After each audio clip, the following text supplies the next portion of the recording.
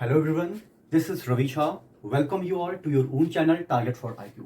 आज जिस कॉन्सेप्ट को लेकर आपके सामने में आया हूं, बेसिकली वो उत्तराखंड पुलिस एक्ट 2007 से कोरिलेट करता है। एज वी ऑल नो कि उत्तराखंड एपीओ के एग्जाम की डेट डिक्लेयर की जा चुकी है, जो एग्जाम आपका इन the month of November conduct होगा। उस एग्जाम के अंदर अगर मैं सिर्फ लॉ पोर्शन की बात करूं तो आपको 4 सब्जेक्ट पढ़ने हैं, जिनमें से 3 तो आपके मेजर सब्जेक्ट हैं, जैसा कि सीआरपीसी, एविडेंस और आईपीसी। लेकिन एक जो पेपर है लॉ का, वो आपका लोकल एक्ट रिगार्डिंग है, और जिसके अंदर सिर्फ और सिर्फ बात की गई है उत्तराखंड पुलिस एक्ट 2007 की। सबसे पहले तो अब वक्त आ गया है आपको ये जानने का कि 2009 और 2016 में उत्तराखंड एपीओ का जो एग्जाम कंडक्ट हुआ है, उस एग्जाम के अंदर अगर मैं सीआरपीसी, आईपीसी और एविडेंस के क्वेश्चंस को हटा दूं तो आपको ये बहुत ही जानना जरूरी है कि सन 2009 और सन 2016 में इस एक्ट से दोनों साल को मिलाकर लगभग 25 से 30 अलग अलग सेक्शन से सवाल पूछे गए हैं। तो कुल मिला के आपको ये समझने की जरूरत है कि भले ही इस एक्ट के अंदर आपको 11 चैप्टर और 88 सेक्शंस देखने को मिल रहे हो, लेकिन आप किसी भी एक सेक्शंस को ये नहीं कह सकते हैं कि वो सेक्शन इंपॉर्टेंट है, और दूसरे को ये नहीं कह सकते हैं कि वो सेक्शंस नॉन इंपॉर्टेंट है। अगर आप 2009 और 16 के एग्जाम पेपर को बस देख लें तो आपको ये बिल्कुल श्योर हो जाएगा कि जिन सेक्शंस का जिक्र 2009 के उत्तराखंड पुलिस एक्ट के संदर्भ में किया गया था, उनसे 2016 में सवाल बहुत ही कम या ना के बराबर पूछे गए हैं। तो आप ये मानकर चलिए कि अगर इस एक्ट के अंदर टोटल 88 सेक्शंस हैं, तो 88 के 88 सेक्शंस के बारे में आपके पास जानकारी होनी चाहिए, बिकॉज यहां पर आप किसी भी तरह का रिस्क नहीं ले सकते हैं।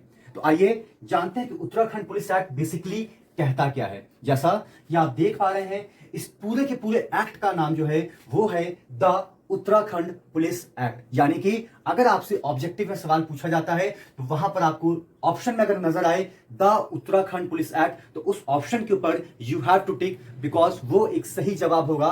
हालांकि यहां पर मैं किसी वजह से द नहीं लगा पाया हूं, लेकिन ऑप्शन जो आपका बेस्ट माना जाएगा उसकी शुरुआत होगी द वर्ड से और खत्म होगा कॉमा 2007 पे। इसके अलावा इस पूरे के पूरे एक्ट के अंदर आपको जो डिवीजन देखने को मिलेगा, दैट मींस हम कह सकते हैं कि ये पूरा का पूरा एक्ट 11 चैप्टर और 88 सेक्शंस के बीच में डिवाइड किया गया है। अब यहां पर कुछ चीजें आपको समझने और जानने की जरूरत है। वो चीज क्या है? पहली बात कि इस एक्ट को लेजिस्लेटिव असेंबली से पास किया गया 2 जनवरी सन 2008 को, और उसी दिन इसको तत्कालीन गवर्नर साहब की मंजूरी भी मिली, और वो डेट भी है आपकी 2 जनवरी सन 2008 को। तो इन चीजों को लेकर बिल्कुल क्लियर रहिएगा कि 2 जनवरी 2008 वो डेट है जिस दिन इसको राज्यपाल साहब से भी मंजूरी मिली, और ये डेट वही डेट है जिस दिन इसको लेजिस्लेटिव असेंबली से भी पास किया गया। अब यहां पर एक छोटा सा कंफ्यूजन है नोटिफिकेशन और इनएक्टमेंट डेट के रिगार्डिंग। तो आपको जानना होगा कि ये एक्ट ऑफिशियली गजट में नोटिफाई हुआ है 4 जनवरी सन 2008 को, और हम ये कह सकते हैं कि यही जो डेट है इसकी इनएक्टमेंट डेट है, यानी कि इस दिन इस एक्ट को ऑफिशियली गजट में नोटिफाई किया गया। लेकिन अगर हम बात करते हैं इसके डेट ऑफ इन्फोर्समेंट की, तो डेट ऑफ इन्फोर्समेंट आपका माना जाएगा 19 मार्च सन 2008। अब यहां पर बहुत सारे बेयरक्ट्स हैं, बहुत सारे पब्लिकेशन हाउस हैं, लेकिन एक पब्लिकेशन हाउस या 1 या 2 बेयरक्ट हैं जिन्होंने इस बात का जिक्र किया है कि वाकई में ये एक्ट लागू कब हुआ। अदरवाइज जिस भी पब्लिकेशन का आपके पास अगर बेयरक्ट होगा, तो मैं ये दावे के साथ कह सकता हूं कि लगभग 80% बेयरक्ट ने डेट ऑफ इन्फोर्समेंट शब्द का यूज ही नहीं किया, और कहीं ना कहीं हमारे माइंड में एक इन्फ्लुएंस ड्रॉन हो रहा है, और वो इन्फ्लुएंस क्या है कि जो नोटिफिकेशन की डेट है या जो इनैक्टमेंट की डेट है वही डेट है उसके इन्फोर्समेंट की। तो यहां पर थोड़ा सा आप लोग सतर्क हो जाइएगा। क्यों? क्योंकि नोटिफिकेशन और इनैक्टमेंट की सेम डेट है, और वो डेट है 4 जनवरी सन 2008 की। लेकिन यहां पर बात की जा रही है कि ये एक्ट पूरे के पूरे उत्तराखंड के पुलिस फोर्स के ऊपर कब लागू हुआ। तो लागू होने की जो डेट है वो डेट है आपकी 19 मार्च सन 2008 की। इसके अलावा अगर मैं इसके एक्ट नंबर की बात करूं तो ये 2008 का पहला ऐसा अधिनियम था जो पास हुआ, और इसको तत्कालीन राज्यपाल साहब की मंजूरी मिली। तो यहां से एक सवाल आपको जरूर देखने को मिल सकता है, और कंफ्यूजन भी होगा। खास तौर से आपको यह याद होना चाहिए कि एक्ट नंबर इसका 1 है। इस पूरे के पूरे एक्ट का नाम द उत्तराखंड पुलिस एक्ट 2007 है। इसके अंदर 11 चैप्टर हैं, 88 सेक्शंस हैं। दूसरी बात, लेजिस्लेटिव असेंबली और गवर्नर साहब से इसको सेम डेट के ऊपर सहमति और ये पास हुआ था और वो डेट है 2 जनवरी सन 2008। इसके अलावा यहां पर इस एक्ट की जो नोटिफिकेशन की जो डेट है और जो इनैक्टमेंट की डेट है वो सेम है, यानी कि 4 जनवरी 2008, और इस एक्ट को लागू किया गया पूरे के पूरे उत्तराखंड की पुलिस सेवाओं के ऊपर 19 मार्च 2008 से। अब यहां पर अगर आप इस पूरे के पूरे एक्ट का ऑब्जेक्ट देखेंगे, अगर मैं आपसे यह कहूं कि सेक्शन 1 से लेकर सेक्शन 88 तक जो भी चीजें आपको देखने को मिलेगी वो कहीं ना कहीं ऑब्जेक्ट इस एक्ट का बताती हैं, और इस पूरे के पूरे एक्ट का जो ऑब्जेक्ट है वो 16 पॉइंट के अंदर आपको समझने की जरूरत है। अगर मैं इसके ऑब्जेक्ट की बात करूं तो इस एक्ट का पहला ऑब्जेक्ट है कि पुलिस फोर्स को एक सही तरीके से एस्टैब्लिश करना, यानी कि उनकी बेसिक रिक्वायरमेंट्स, उनकी नेसेसिटीज, उन सारी चीजों को ध्यान में रखते हुए, उनके क्वालिफिकेशंस, उनके क्राइटेरिया को ध्यान में रखते हुए पुलिस फोर्स को आपको एक सही तरीके से एस्टैब्लिश करना होगा। ये इसका पहला ऑब्जेक्ट है। अगर मैं इसके दूसरे ऑब्जेक्ट की बात करूं तो ये बात करता है सिर्फ एस्टैब्लिशमेंट से ही काम नहीं चलेगा, आपको पुलिस फोर्सेस के लिए रूल्स एंड रेगुलेशंस को भी बनाने की जरूरत है, ताकि उनको पता चल सके कि किस तरीके से उनको गवर्न करना है या किस तरीके से उनको किसी काम को एग्जीक्यूट करना है। अब सवाल यह है कि जब आप रूल्स एंड रेगुलेशंस बनाएंगे तो आपको एक प्रॉपर मैनेजमेंट भी करना होगा, और उसके लिए आपको एक मैनेजमेंट कमेटी को एस्टैब्लिश करने की भी जरूरत है, जो time to time police officers के सारे कोड एंड कंडक्ट को ऑब्जर्व करे और जरूरत पड़ने पे उन्हें उचित दिशा निर्देश भी दे। इसके अलावा हर पुलिस वाले को आपको उनके रोल के बारे में बताना होगा, यानी कि उनके किरदार के बारे में बताना होगा, चाहे वो हेड कांस्टेबल हो, चाहे वो कांस्टेबल हो, चाहे वो सब इंस्पेक्टर हो, और चाहे वो डायरेक्टर जनरल ऑफ पुलिस ही क्यों ना हो, जो कि पुलिस महानिदेशक के नाम से जाने जाते हैं। इसके अलावा आपको रोल क्लियर हो गया कि हर पुलिस वाले का एक किरदार होता है, उस किरदार के बारे में उसको जानकारी देनी है कि this is your character and you have to act as per the requirement of this character. Apart from that आपको उनकी ड्यूटीज और उनकी रिस्पॉन्सिबिलिटीज दोनों के बारे में आपको बताना होगा, और इसके साथ ही साथ आपको यह भी बताना होगा कि किस तरीके से प्रोफेशनली एक इफेक्टिव तरीके से वो अपने कामों को डिस्चार्ज कर सकते हैं। क्यों? क्योंकि पुलिस का मतलब होता है कि उनके बिहेवियर से, उनके एक्ट से, उनके एग्जीक्यूशन से एक प्रोफेशनलिज्म की झलक हमें नजर आनी चाहिए। अपार्ट फ्रॉम दैट हमें एक चीज को और भी समझने की जरूरत है, अकाउंटेबिलिटी।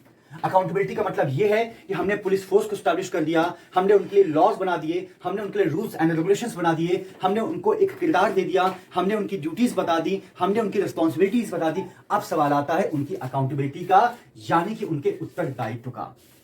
आपको जो काम असाइन किया गया था, आपका जो किरदार था, उस किरदार को किस हद तक आपने जिया है या उस काम को किस हद तक आपने ईमानदारी से एग्जीक्यूट किया है, उसके लिए भी उनकी जवाबदेही को तय करना बहुत ही जरूरी है। अदरवाइज डिक्टेटरशिप कब आ जाए ये कोई भी नहीं जानता। अपार्ट फ्रॉम दैट पुलिस के अंदर एक ऐसी भावना को डेवलप करना ताकि वो अपने आसपास के लोगों को अपना मित्र बना सके। मित्र बनाने का मतलब ये नहीं है कि अमा यार आओ चलो बैठ के गप लड़ते हैं। मित्र बनाने का मतलब ये है कि एक आम नागरिक को पुलिस के पास जाने में बिल्कुल भी भय ना लगे, बिल्कुल भी डर ना लगे, और उसके साथ कुछ भी गलत हुआ है, उसके कोई भी ग्रीवेंसेस हैं, उन सारी चीजों को वो बहुत ही तसल्लीपूर्वक उन पुलिस ऑफिसर के साथ शेयर कर सके। तो कुल मिला के यहां पर अगर मैं ये कहूं कि इस एक्ट का उद्देश्य एक ये भी है कि एक पुलिस ऑफिसर्स और एक आम जनता के बीच का जो डिफरेंस है, उस डिफरेंस को काफी हद तक कम करना, ताकि पुलिस आपकी बातों को समझ सके और आप अपनी बातों को उन तक आसानी से पहुंचा सके।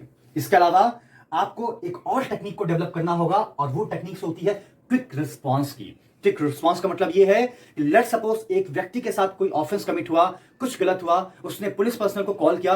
अब वहां पर यह भी पैरामीटर चेक किया जाता है कि कितनी जल्दी पुलिस फोर्स ने उसको रिस्पॉन्स दिया है, यानी कि कितनी जल्दी आपकी प्रॉब्लम को शॉर्ट आउट करने की कोशिश की गई है या आप तक पहुंचने की कोशिश की गई है। इसके अलावा आपको पुलिस फोर्सेस को इसलिए भी तैयार करना है ताकि आप उनको इस तरीके से मेंटल लेवल पे आप प्रिपेयर करा सकें, ताकि अगर उनके सामने कोई भी चुनौती आए, उस चुनौती का सामना भी वो बहुत ही शानदार और अच्छे तरीके से कर सके। दैट मीन्स कहीं ना कहीं हमें पुलिस फोर्सेस को मेंटल और फिजिकल रूप से इस कदर मजबूत बनाना है कि कोई भी चुनौती उनके सामने आए, उस चुनौती का सामना वो बाखूबी कर सके, क्योंकि इनकी जो जॉब होती है वो 24/7 इक्वल टू 365 डेज होती है। यानी कि आप ये नहीं कह सकते हैं कि ये कब ऑफ ड्यूटी होते हैं, ये हर वक्त ऑन ड्यूटी होते हैं। कुल मिला के लॉ एंड ऑर्डर को मेंटेन करने की जिम्मेदारी आखिर होती भी तो इन्हीं के कंधों पर है। इसके अलावा आपको एक चीज का और भी ध्यान रखना है इस एक्ट के रिगार्डिंग कि एक पुलिस की ही जिम्मेदारी बनती है कि ना वो सिर्फ लॉ को इन्फोर्स कराता है, बल्कि एक राज्य और राज्य के लोगों की सुरक्षा करने की जिम्मेदारी भी इसी पुलिस फोर्स के ऊपर होती है। Because we all know that very well, legislature का काम होता है कानून को बनाना, जुडिशरी का काम होता है उस कानून को चेक करना या न्याय को करना, लेकिन जो एडमिनिस्ट्रेशन का काम होता है उसके तहत पुलिस भी कहीं ना कहीं एक एडमिनिस्ट्रेशन का पार्ट है। तो इनकी जिम्मेदारी ये होती है कि जो भी लॉ लेजिस्लेचर के द्वारा पास किए जाते हैं उनको एक प्रॉपर तरीके से एग्जीक्यूट कराना या इन्फोर्स कराना। अब सवाल यह है, सिर्फ इन्फोर्स कराने से ही काम नहीं चलेगा, आपको अपने राज्य की सुरक्षा भी करनी है, उसकी रक्षा भी करनी है, और ना सिर्फ राज्य की रक्षा करनी है बल्कि राज्य के अंदर रह रहे हर एक व्यक्ति की रक्षा करने की जिम्मेदारी भी आपकी बनती है।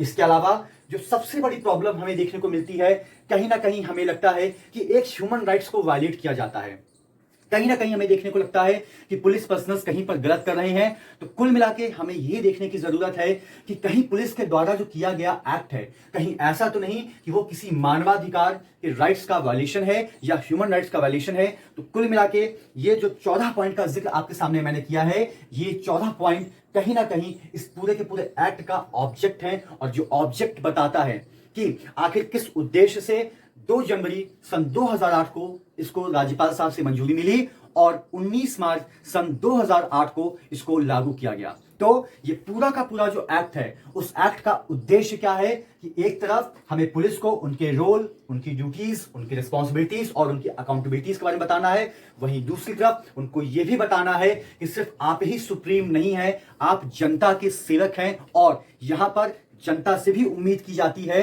कि आप इनको प्रॉपर सपोर्ट दें और प्रॉपर सहयोग दें। और शायद इसीलिए इस एक्ट के अंदर कुछ प्रोविजन आपको ऐसे भी देखने को मिलेंगे जहां पर पुलिस के खिलाफ ही कंप्लेंट आप कर सकते हैं, और उसके लिए भी बाकायदा कंप्लेंट कमेटी को स्टैब्लिश किया गया है।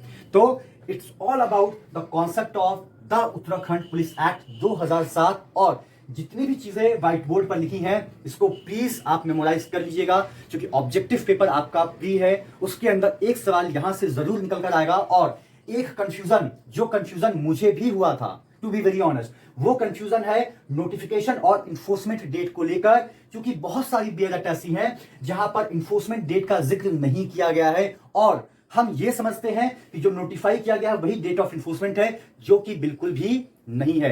तो नोटिफिकेशन की डेट अलग है, इन्फोर्समेंट की डेट अलग है। एक्ट के अंदर 11 चैप्टर हैं, 88 सेक्शंस हैं। कब लेजिस्लेटिव असेंबली से पास हुआ, कब गवर्नर साहब ने सहमति दी, 2 जनवरी 2008, और उसके बाद इसको इनैक्ट डेट या नोटिफाई डेट 4 जनवरी 2008। So thank you so much to all of you. इसके अलावा एक चीज मैं और भी कहना चाहूंगा कि उत्तराखंड एपीओ का जो exam in the month of November is going to be conducted, उसके लिए टारगेट फॉर आईक्यू अपनी टेस्ट सीरीज को ऑलरेडी लॉन्च कर चुका है। इस टेस्ट सीरीज के अंदर आपको टोटल 10 टेस्ट मॉडल पेपर देखने को मिलेंगे, या हम कहें कि वो जो 10 पेपर बनाए गए हैं वो एग्जाम के सिलेबस और एग्जाम के पैटर्न को ही देखकर बनाए गए हैं, ताकि आप एग्जाम से पहले अपनी एक्चुअल कैलिबर को चेक कर सकें कि आपका स्कोर क्या है। तो अगर आप उस टेस्ट सीरीज को लेना चाहते हैं, ज्वाइन करना चाहते हैं, तो इस दिए गए नंबर पे, जो नंबर है आपका 7500110314 पे आप कॉल या मैसेज करके क्वेरी कर सकते हैं। Thank you so much to all.